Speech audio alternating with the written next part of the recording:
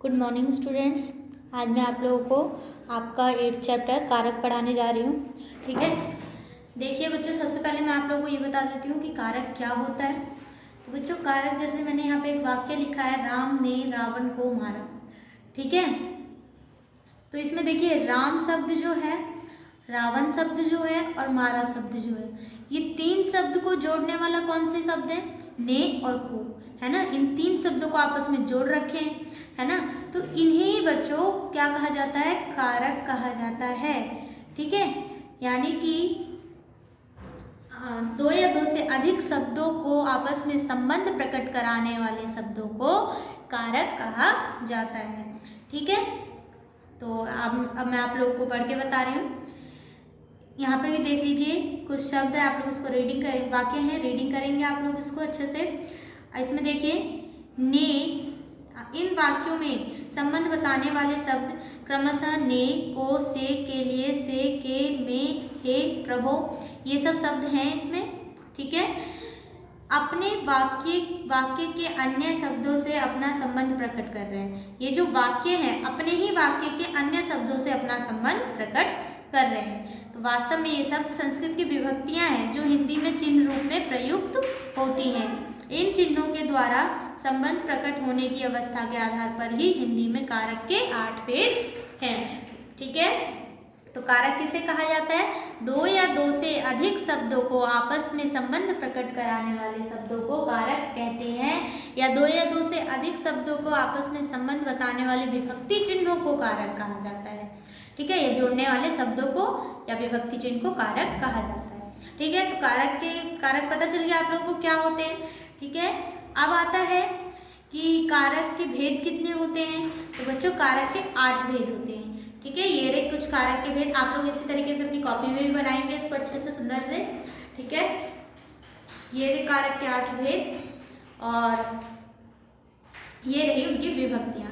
सबसे पहले आता है कर्ता कारक। ठीक है, 1 2 3 4 5 6 7 8। ठीक है, कर्ता कारक का विभक्ति चिन्ह ने होता है, कर्म कारक का विभक्ति चिन्ह को होता है, करण कारक का विभक्ति चिन्ह के द्वारा होता है।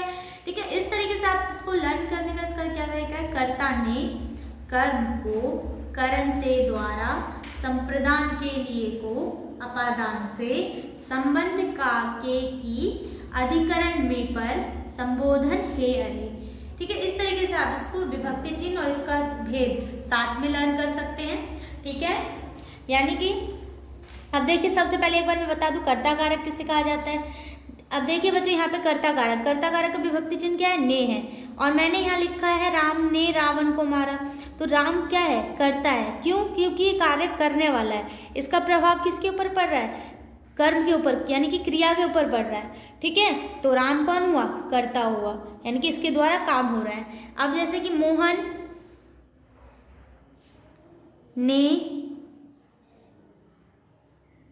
खाना खाया, तो खाना किसके द्वारा खाया जा रहा है? मोहन के द्वारा। तो मोहन कौन हुआ बच्चों? मोहन कर्ता हुआ। तो कर्ता का विभक्ति चिन्ह क्या है? ने है। और कभी कभार जो कर्ता का विभक्ति चिन्ह है वो हट भी जाता है, हमेशा नहीं यूज होता है। ठीक है, इसका विभक्ति इस तरीके से भी लिख सकते हैं, मोहन खाना खाया। ठीक है, या मोहन ने खाना खाया, ये भी लिख सकते हैं। ठीक है, जैसे रेखा पढ़ती है, इसमें क्या है? रेखा करता है ना, क्योंकि वो पढ़ रही है, उसका प्रभाव पढ़ने के ऊपर पड़ रहा है, तो रेखा क्या हुई? कर्ता हुई। लेकिन इसमें विभक्ति चिन्ह नहीं है, तो कभी कभार जो है कर्ता का विभक्ति चिन्ह का लोप हो जाता है, यानी कि वो नहीं लगाया जाता है। ठीक है, तो आप लोग समझ गए कारक किसे कहते हैं, कारक के कितने भेद है, उसकी विभक्तियां क्या है। ठीक है,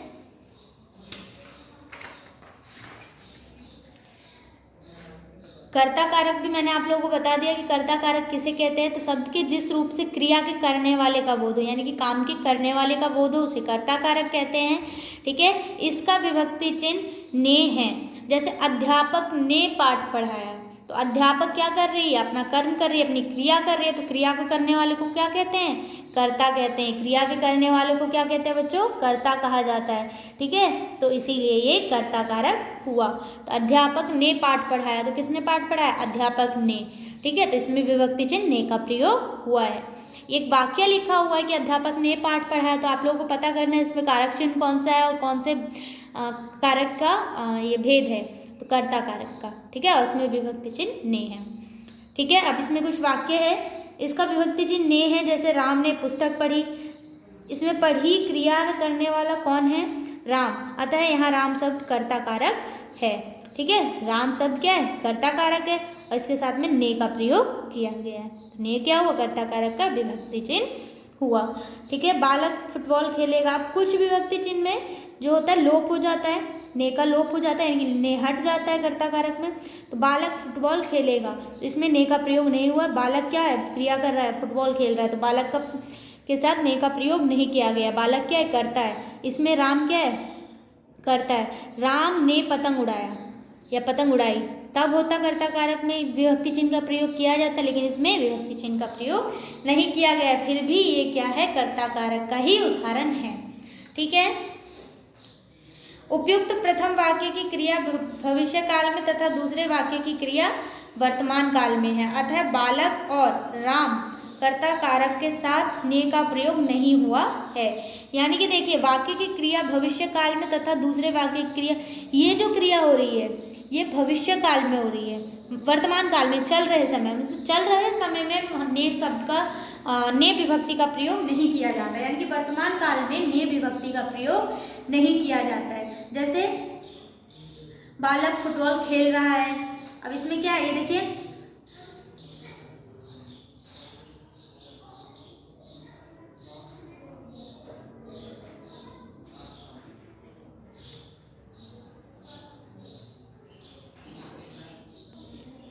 जो कर्ता कारक है उसके साथ ने का प्रयोग सिर्फ और सिर्फ भूतकाल में किया जाता है, भविष्य काल में और वर्तमान काल में जो वाक्य रहेंगे उसमें हम लोग ने विभक्ति चिन्ह का प्रयोग नहीं करेंगे। ये आप लोग को याद रखना है कि कर्ता कारक का जब वाक्य होगा, अगर वो वाक्य भूतकाल का होगा तो वहाँ पे ने विभक्ति चिन्ह का प्रयोग होगा, भूतकाल क्या होता है, जो बीत चुका होता है, ठीक है, उसमें ने विभक्ति चिन्ह का प्रयोग होगा, और अगर भविष्य काल का है या फिर वर्तमान काल का है तो उसमें ने विभक्ति चिन्ह का प्रयोग नहीं किया जाएगा, ठीक है। तो आज मैं बस आप लोगों को इतना ही पढ़ा रही हूँ, तब तक आप लोग इतना रीडिंग करेंगे और चैप्टर को समझेंगे, और कारक के जो नेक्स्ट भेद हैं मैं आप लोगों को नेक्स्ट वीडियो में बताऊंगी, तब तक आप लोग उसको अच्छे से समझेंगे। कुछ डाउट होता है तो मुझे कमेंट करके पूछ सकते हैं। Okay, thank you.